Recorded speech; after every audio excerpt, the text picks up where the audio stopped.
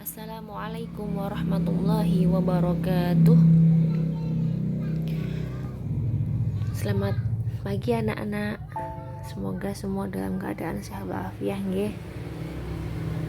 Anak-anakku yang sholih dan sholihah, hari ini kita belajar Arab Pegon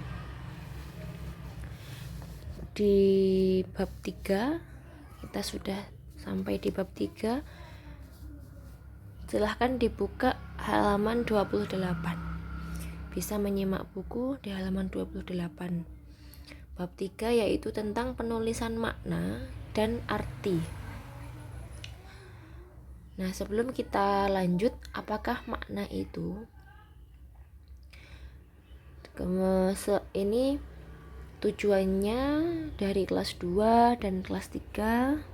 Sampean sudah diberi mata pelajaran Arab Pegon itu agar nanti di kelas 4 dan 5 juga 6 kalian sudah bisa memaknai kitab-kitab yang diajarkan oleh ustazah nanti.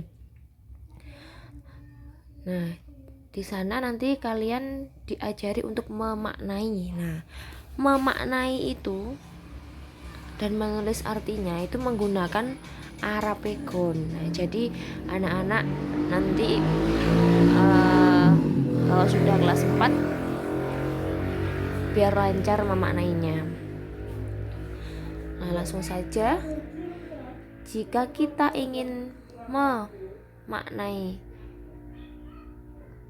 kitab, ada 4 hal yang harus diperhatikan.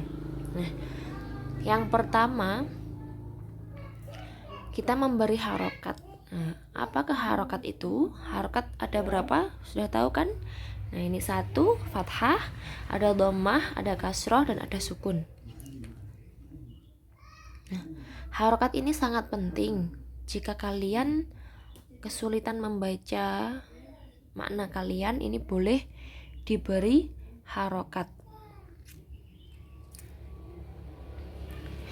Kemudian pada lafadznya, nah nanti kalau sudah di tingkatan atas itu ada beberapa kitab-kitab yang tidak ada, yang lafadznya itu tidak ada harokatnya, tapi insya Allah untuk nanti kelas 4, 5, 6 itu masih ada harokatnya. Nah, ini untuk ilmu kalau sudah sampean semua nanti melanjutkan mengaji di kitab-kitab yang lafadznya tidak ada harokatnya.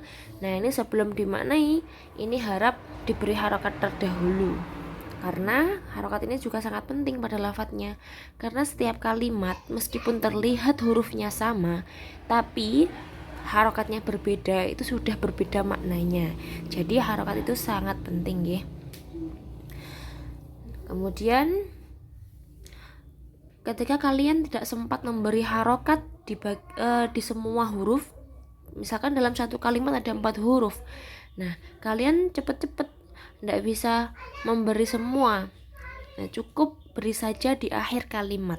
Nah, itu sebagai tanda bahwasanya kalimat itu berkedudukan sebagai apa?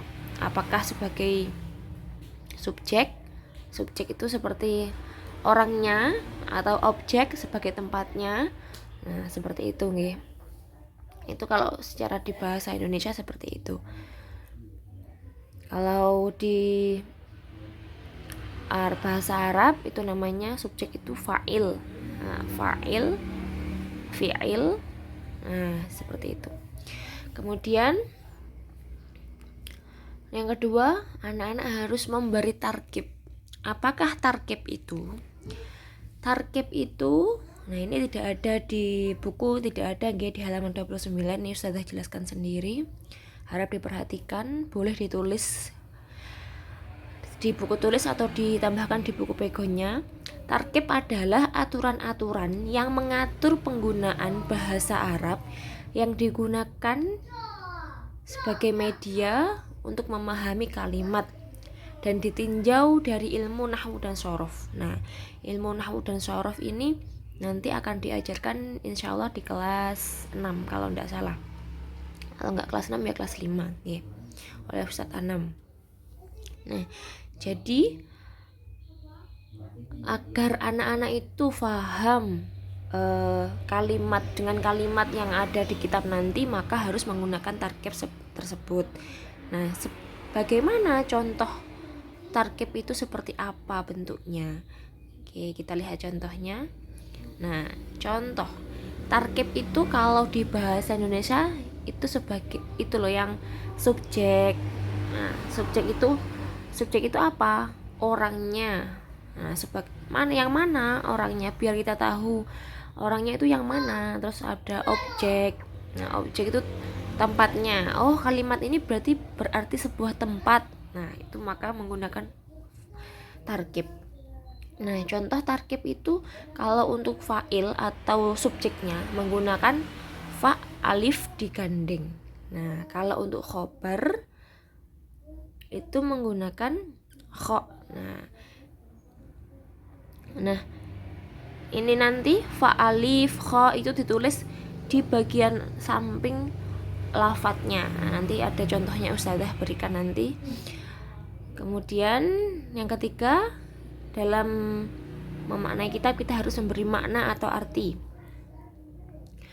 Tulislah makna setiap kalimat dengan miring di bawah teks Arabnya dengan huruf pegon, kecuali kata serapan atau asli bahasa Arab seperti lafadz, sholat, ibadah, fikih, dan lain-lain. Nah, ini contohnya. Nah, ini. Nah, ini contoh tarkib ya. Contoh tarkib. Ini contoh tarkib mim. Mim itu namanya mubtada. Tarkibnya mubtada. Terus rumusnya itu mim kecil seperti ini. Ditulis di sampingnya zaitun. Ini bacanya zaitun qaimun. Tarkibnya itu mim, makna Jawanya itu utawi. Nah, tarkibnya mubtada, makna Jawanya itu utawi. Lah rumusnya adalah mim kalau mubtada. Terletak di atas kalimat lafadznya. Kemudian khobar sekarang. Khobar ini makna Jawanya iku. Lah rumusnya itu kho. Nah, itu namanya tarkib. Dan yang bawahnya lagi itu sapa, sopo. Makna Jawanya sopo. Nah, tarkibnya fa'il akil. Nah, itu maksudnya orang yang mempunyai akal, sopo. Lah rumusnya fa alif digandeng. Kalau bawahnya itu opo. Opo itu tarkibnya fa'il ghairu akil, maksudnya subjek yang tidak mempunyai akal. Nah, rumusnya itu apa? Rumusnya adalah fa. Seperti itu nggih. Ini ditulis di sini seperti ini. Nah, ini fa'il. Yang Ustazah lingkari ini fi'il. Oke. Seperti itu nggih. Kemudian yang keempat, dalam memaknai kitab kita harus punya rujuk. Apakah rujuk itu? Tanda tertentu yang ditulis pada setiap dhamir atau kata ganti. Nah, tanda itu kemudian ditulis pada kalimat yang menjadi marji' dhamir atau tempat kembalian dhamir. Nah, ini anak-anak lebih pahamnya nanti kalau sudah naik di kelas 4, sudah memaknai kitab, nanti pasti lebih dijelaskan lagi. Langsung praktek di sana nggih. Untuk sekarang kita tahu secara umumnya dulu saja. Oke. Untuk materi hari ini cukup sekian dulu.